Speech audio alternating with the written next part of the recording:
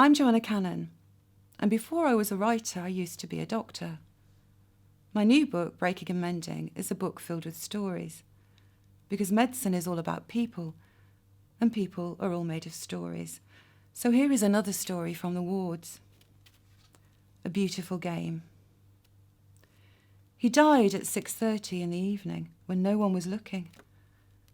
While nurses pushed a drug trolley and doctors shuffled notes and the other patients settled down to watch the second half of the match.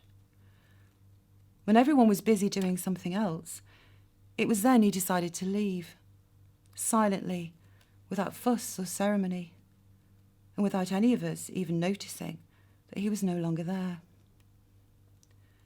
He'd had enough of the ward and the blood pressure machine and the cold cups of tea that formed a queue at the bedside table.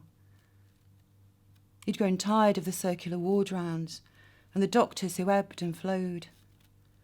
And I was angry because he never said goodbye. I'd stood by his bed an hour earlier and watched a perfect goal on a flat-screen television that played in the corner of the ward. You have to pick your moment and choose your spot, he told me. That's the secret. I was angry because he never said goodbye, but it was only later when I remembered the goal that I realised he already had. I just didn't hear it. There was no family to ring, no one to apologise to, no one needed a bereavement pack to tell them how to cope. Even though the man at the nursing home had to ask me how to spell his name, and a key still hung in the latch of an empty locker, and even though other people's relatives always borrowed the empty plastic chair at the side of his bed. No telephone ever interrupted us with questions about what kind of night he'd had. Each time I walk onto the ward and see a stranger lying there, I'll miss him again and again. I'm not sure how these things work, but I hope he knows that someone cried for him. I hope he knows that his life was worth that much.